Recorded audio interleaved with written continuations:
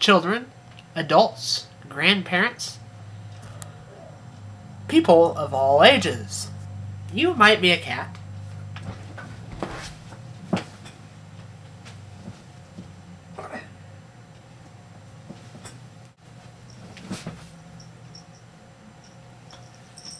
You might be a dog.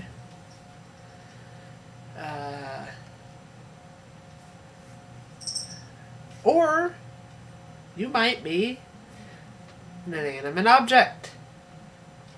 Or, of course, like I've said before, anything in between. Today, but before I talk about today, because I am a scatterbrain as usual, you haven't seen me much lately, as you probably know. I have been under the weather. I was busy this weekend and then followed by getting a cold. I'm not 100% yet, but I am good enough to torture you with the video. So yeah. So, my lucky draw of the night is this. Improving computer performance and maintenance. Maintenance. Whatever you want. Hold on. No, it's not Mountain Dew. This time it's generic Hy-Vee Diet Black Cherry. Okay, anyway. At any rate, we're going to do computer performance and maintenance. We're going to probably do some simple stuff. We're going to probably do some complicated stuff. So let's just proceed. I'll show you some multiple tips. Some of them might go over your head, some of them might not. So your computer is taking forever to start up. There are several reasons why.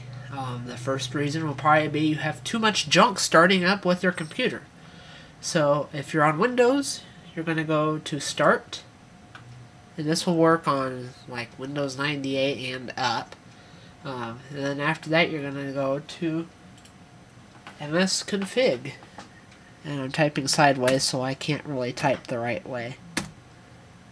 So this will be probably an epic fail.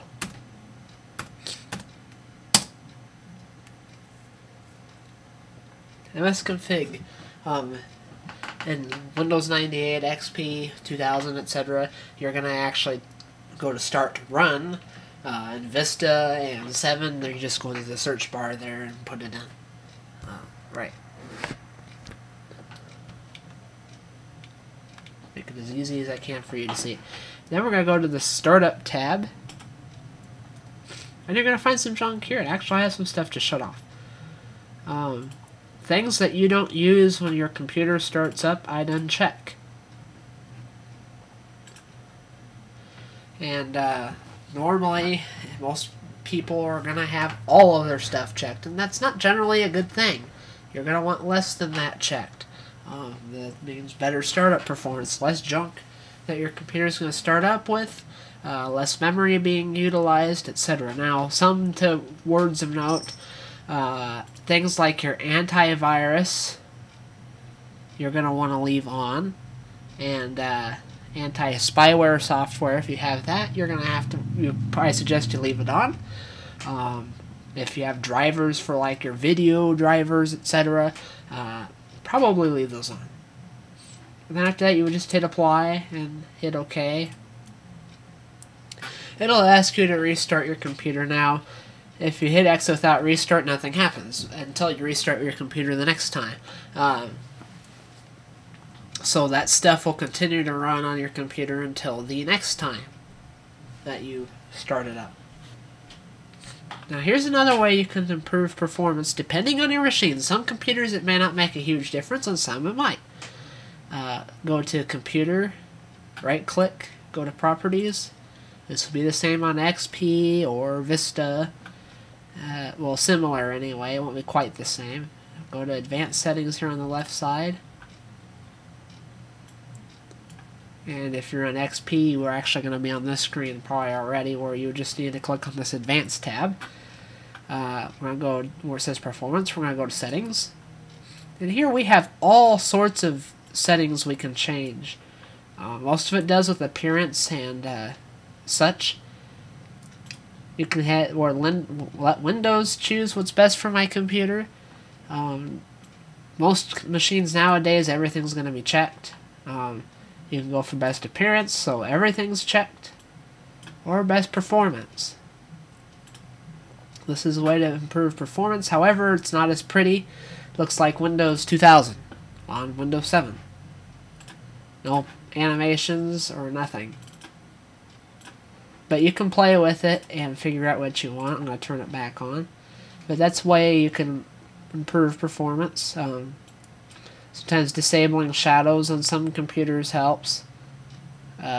On computers with lower end video cards running Vista and 7 but can run Aero, so shutting off your animations and probably shutting off your transparent glass probably would help. You can also on Windows 7, you can't do this on Vista, but on Windows 7 you can actually also disable the shadows that are around your windows. So now there's no transparency, there's no shadow, and there's no animation.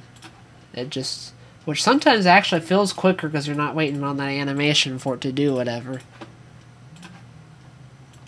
Now another word to note is transparency and Vista. If you have Windows Vista Home Basic in Vista, you won't get shadows, or not shadows, you won't get transparency on your windows. And I don't believe you get animation either.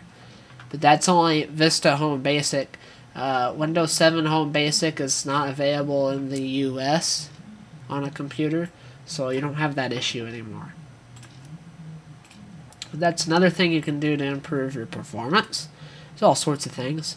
Another thing you can do is you can go to Task Manager. I like to use Control-Shift-Escape on the keyboard. And it'll show you all the junk that's running. I have 56 processes, but some of it's unnecessary, like iTunes, Helper, and Java. Well, you can get rid of those right now.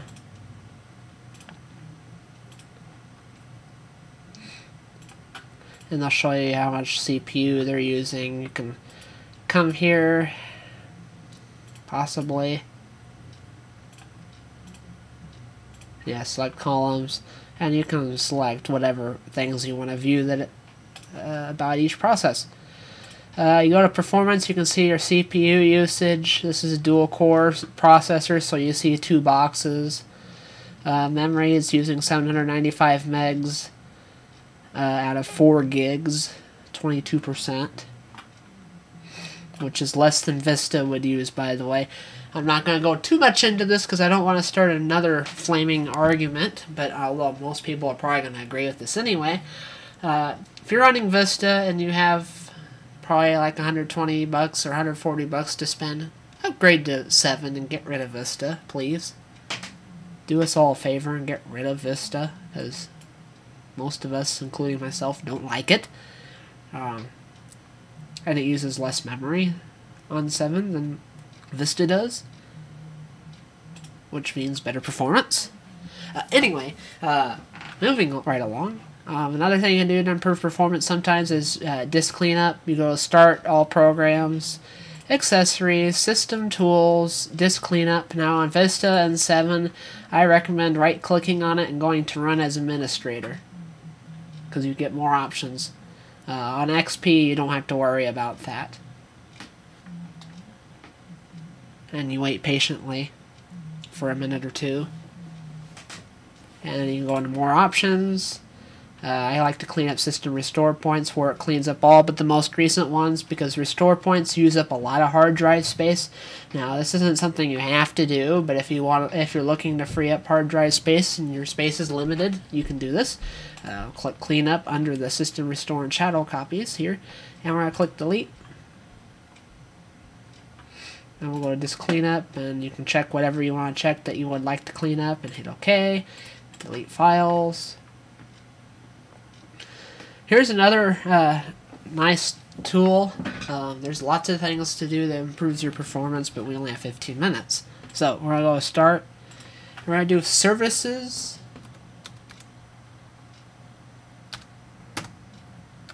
This is bad. .msc.